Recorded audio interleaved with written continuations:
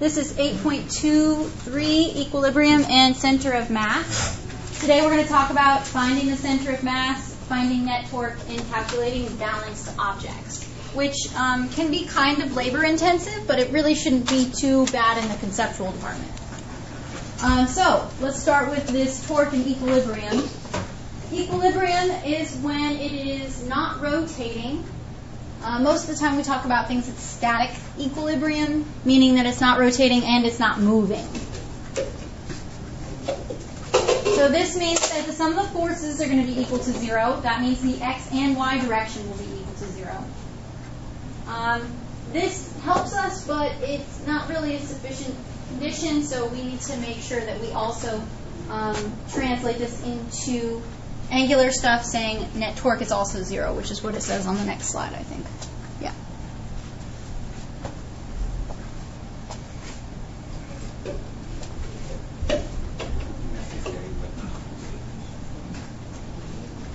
Meaning that there's one more condition that you can use.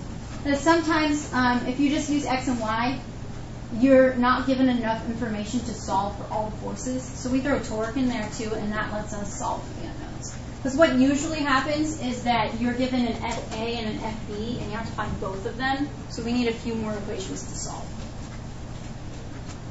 So by not necessarily they're not saying so, that means that's true, but there's a whole bunch of other things that are also true. Yes. Okay.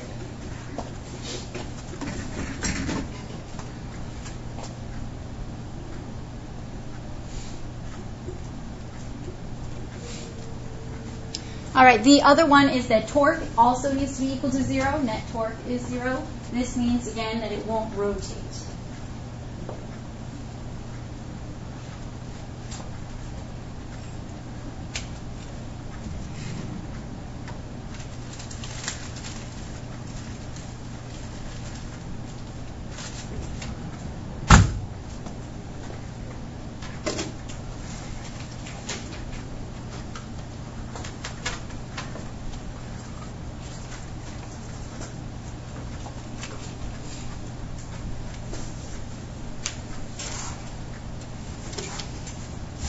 So what you're going to do is, since it's not rotating, you can actually choose an axis of rotation.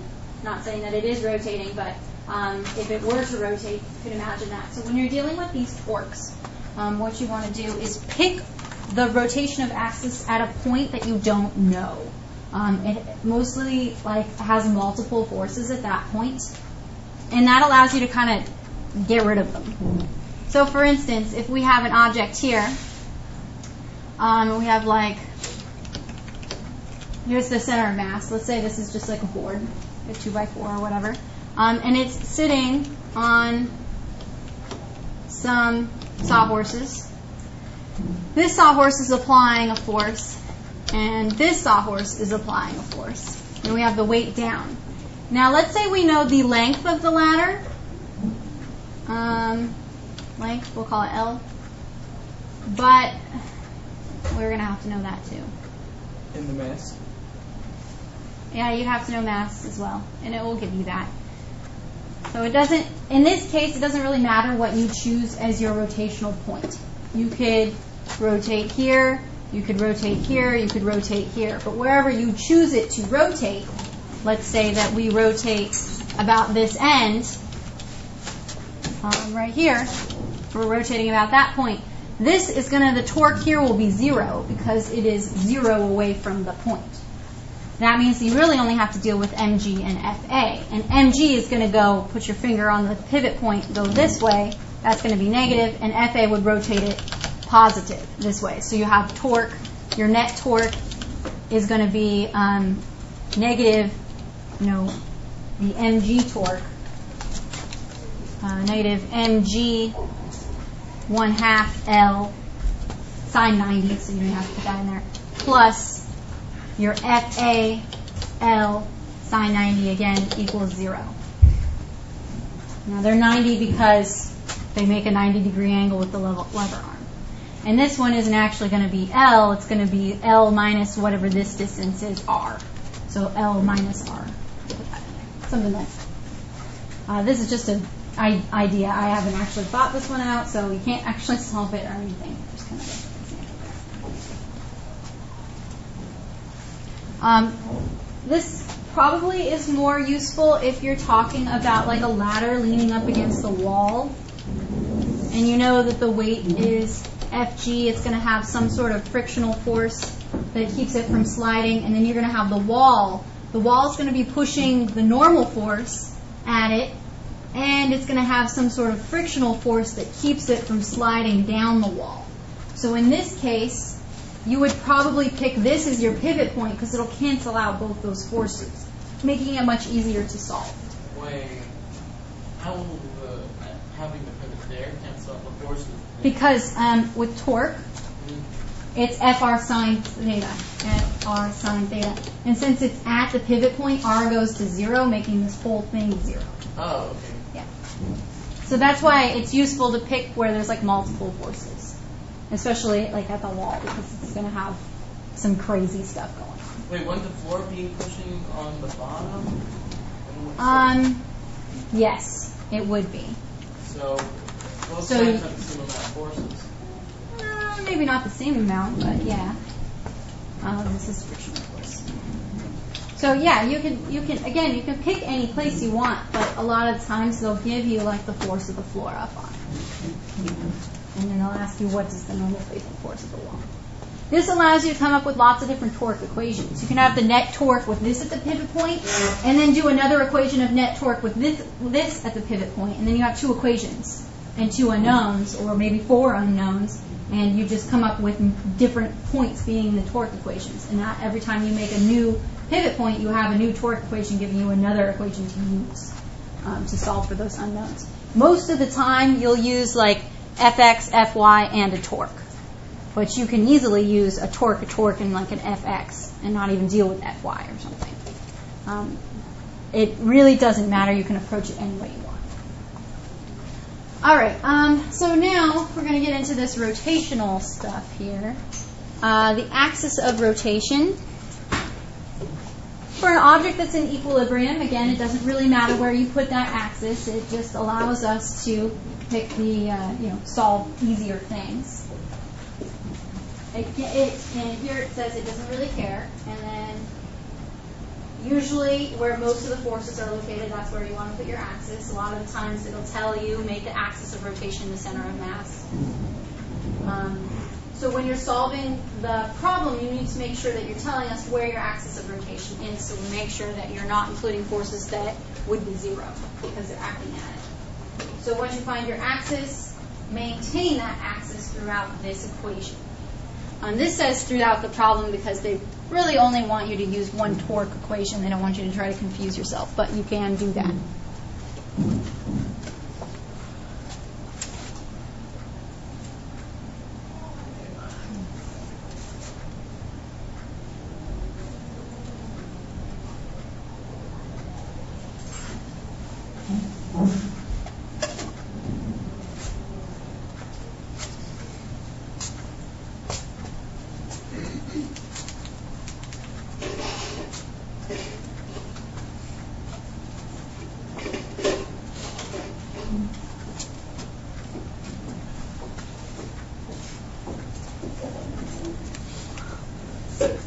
All right, here is an equilibrium picture for you. We have two people on a seesaw, a girl and a boy.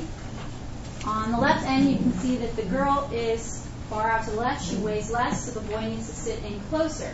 They need to, figure out like a distance where he needs to sit so that she doesn't go flying off the end. They want it to be perfectly balanced. So they have to perfectly balance up and down and rotational. So here, this is probably the best place for the X, so you don't have to worry about the normal force of this fulcrum and the weight of the object. So if you rotate around this point, you should be able to solve very easily, especially since there's more than one point. Like the second convention of equilibrium is Force is 0, torque is 0. Yes. Those are the two things that you need to know. Okay, wait. Okay, gotcha. All right. So center of gravity. Not all your objects are going to be uniform density. So that means that, like a monkey wrench near the head of it is going to have more mass than the handle of it. When they're not uniform density, you have to find a center of gravity. You can't just assume that it's right in the center. It's going to be somewhere else. There are equations for finding this. From what I've seen, they don't really have you calculate it too much in the AP exam, so I wouldn't fret over this stuff if you don't get it. I don't think it's too terribly hard, but it can be a little confusing. So, the center of gravity will depend on what your object is and where it's most dense and however it moves that. And the torque produced by the force of gravity is going to affect the weight in this case. So for instance, if you had like an object, if we'll do the wrench thing, your center of mass is probably going to be more like up here, right? So this might be a good place to have a pivot field, is all it's saying. But if you had, maybe this is sitting on a sawhorse for whatever reason, we have the force here, and an mg you can see is not in the center, it's actually to the left.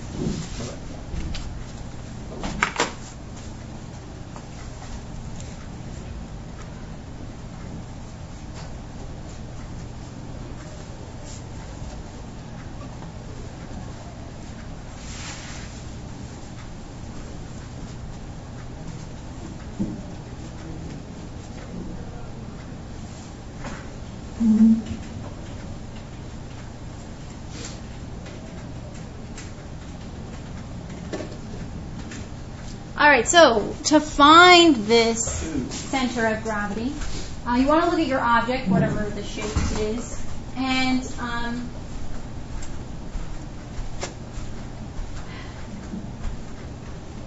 this is a very terrible picture. Think of it as a system of particles. You have a bunch of particles, and each one of these dots is different masses. So you would, basically, you're going to add up all these weights and then try to figure out where its x and y center of gravity is going to be. So don't write down this part.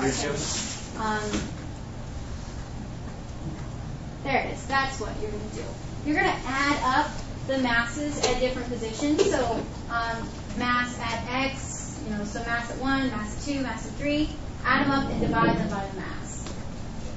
And then for y, it'll do the same thing. And it'll give you the locations of these, the x-y coordinate system of the center of mass. It's kind of like averaging, but not quite. And again, this is hard to do with objects, but easier to think of it as just systems of particles. Yeah? Okay, so if we're dividing by... Okay, so the sum of m... Wait, never mind. No. This is, on the top here, is basically mass times distance, so, like the coordinate point. So if at 1, 1 you had a mass of 4, this would be 4 times 1.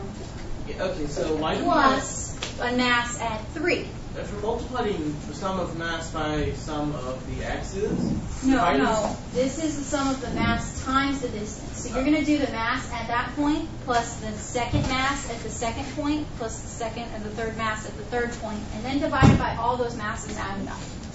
Oh, okay. It's not sigma m times sigma x. It's sigma m times x. Okay. So on the first, so sigma m times x, the m is just the mass at that one point. At that point. And then on the bottom, and then it's take all the masses, add them up. Okay. This is, treat it just like math. Don't really think about it too much. Just use the equation, plug it in as the math. All right. If you were to actually find the center of gravity in the real world, what you do is you take your object, you'd hang it, and then draw a straight line down. So let's say I want to hang, I don't want to move that. I want to hang my grade book here.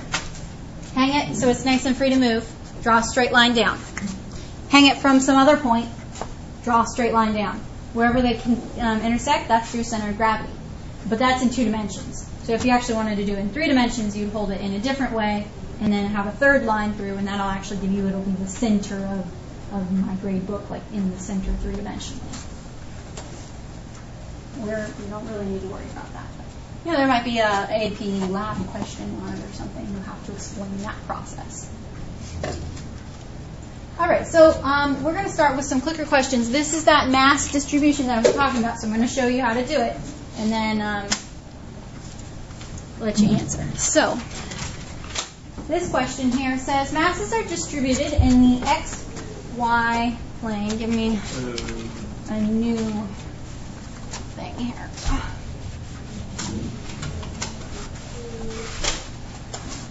I thought I had some equilibrium problems, and I might skip ahead to some of those questions. So we have an xy plane, and 6 kilograms is at 0, 0. So we have one right here that's 6. And then we have 4 kilograms at 2, 0. So right here we have one that is 4.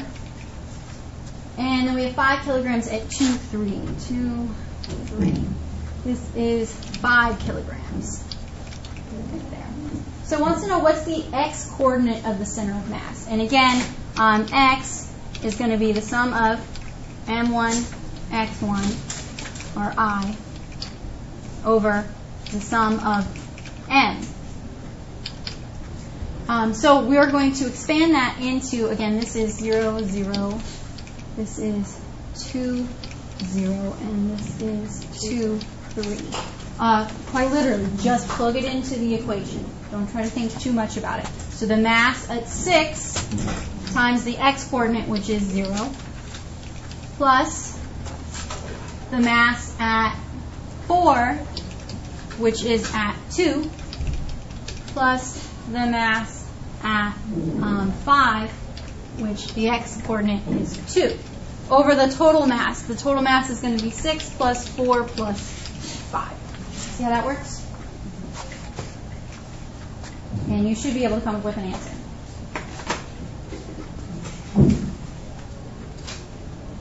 Oh, that's different.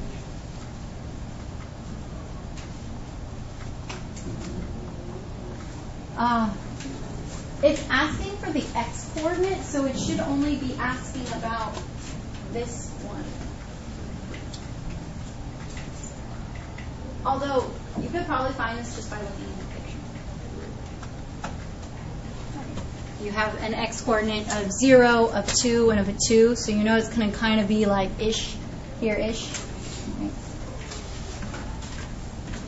So you can use a little bit of common sense on this one.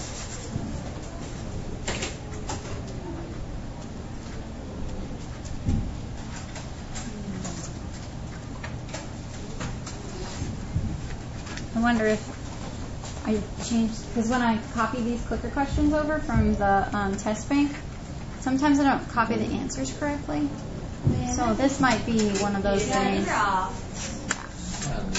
See, that looks like weird. 0.2. Let me look.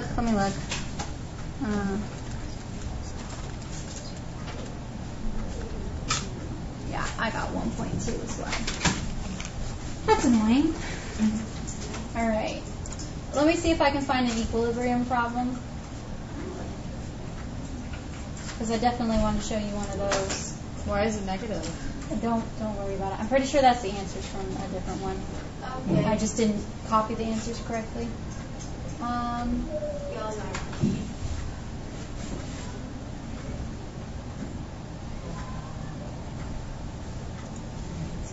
Let's try this one. I don't know if my clicker program will work now that I skipped ahead. Probably not.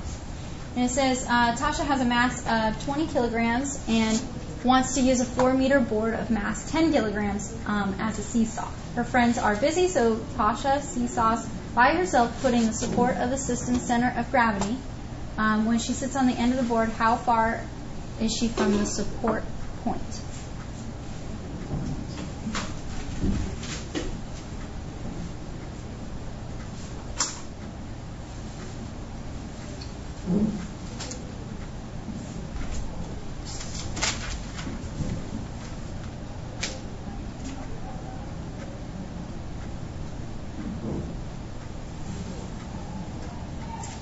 Okay, here we go.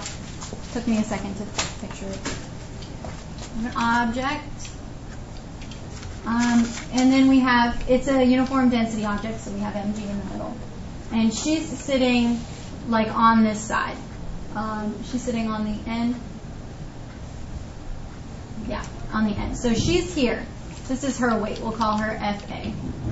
So the fulcrum needs to be somewhere in this area, supporting it. So we'll call it Fn. You guys understand that? That's okay? It took me a little to picture it, but I got it now. It's going to be at equilibrium. Yeah, it needs to be equilibrium. So remember your equilibrium stuff.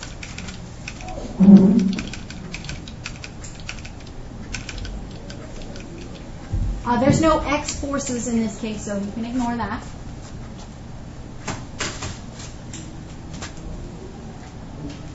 If we look at the easiest part of this, the sum of the forces in the y direction, we have Fa down, Fn upwards, and Mg down.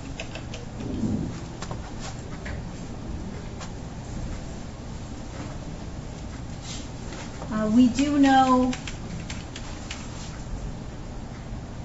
we know her weight is, 20. You could just look at it like that. Her weight is going up while mg is going down in the opposite direction. no, And then, her weight's not going up. well, Okay, Fn minus M. it's going in the opposite direction. Let me change from these the two fulcrum. numbers. This is going to be negative 20 times 9.8 plus Fn minus 10 times 9.8, giving you 0. And you could solve for Fn here, but that's not really what we want, right?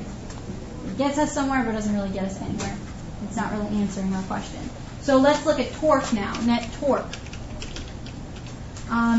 We can choose this Fn as our pivot point. So we have a torque on A and a torque on the mg part, which we'll call B for now. This can be point B.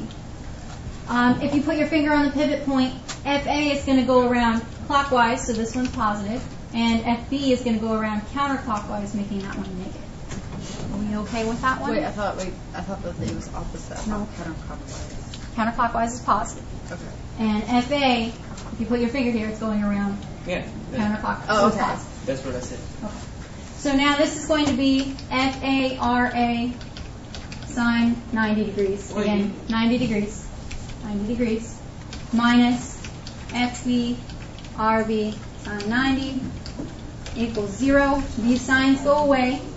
FA is really 20 times 9.8 times RA minus the force, which is 10 times 9.8 times RB equals 0. So you have RA and you have RB. Wait, Miss Phillips? Yeah? So if it's a 10 kilogram board, right, and Tasha is sitting on a part of it, all 10 kilograms wouldn't be pushing B or clockwise, right? Yes, it would. Wait. We're just looking at that force. Net torque eventually is going to cancel it out. Yes, you're thinking on big picture. I'm thinking little pieces. Okay, so now you have to kind of mess with it a little bit since we have this RA and RB. We know the whole board is 4 meters long. So what's the distance from here to B? 2. So we know that the whole thing is 2. That means that RA plus RB has to equal 2 meters. So now you have 2 equations and 2 unknowns. Substitute and solve.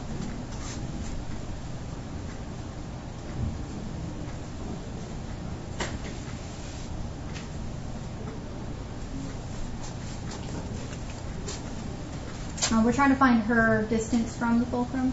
Yes. Okay, so solve for RB here. 2m minus RA. Plug this in for RB right here.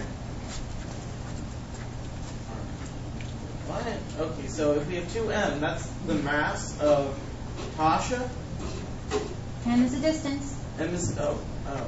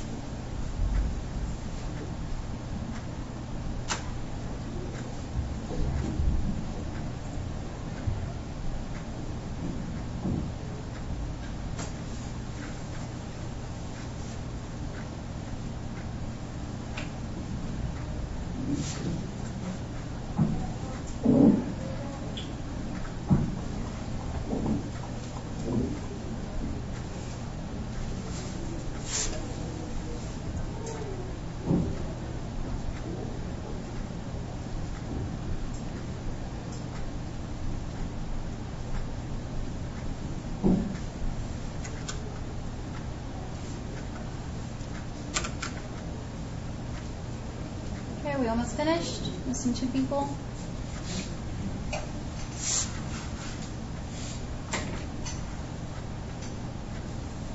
Okay, here we go. I got 0.67. I don't know if that was right. Is that what you guys got? So let's do the math here real quick, just in case you got stuck.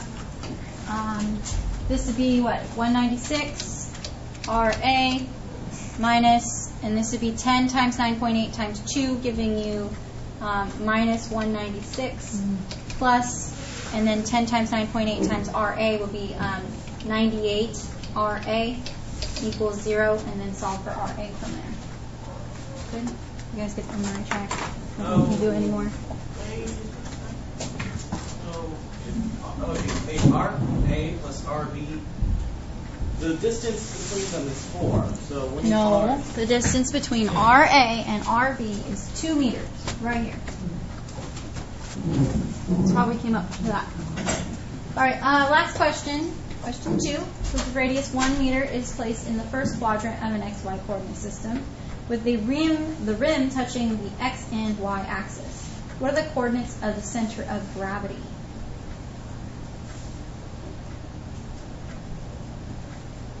This one should be pretty easy. No math.